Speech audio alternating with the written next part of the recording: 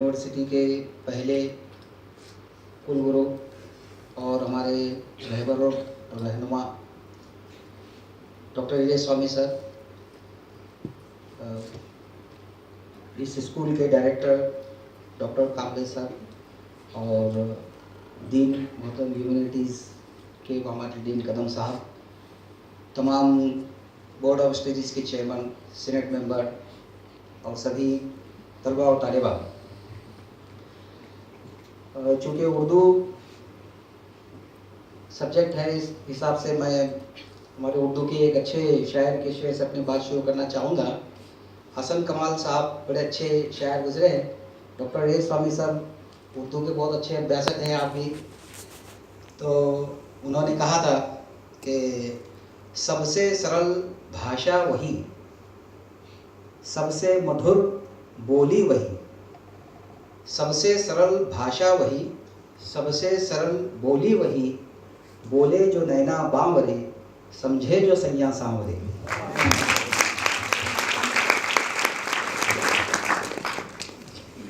मैं मुबारकबाद देना चाहूँगा मैडम को इस लिहाज से भी कि लैंग्वेज लोगों को सिखाने का सबसे बड़ा फ़ायदा ये है कि ज़ुबान लैंग्वेज ये इंसानों के दिलों से दिमागों से निकलती है और इंसानों को जोड़ने का काम करती है। लैंग्वेज एक ऐसी चीज़ है जो इंसानियत का पैगाम देती है, इंसानियत का दर्स देती है।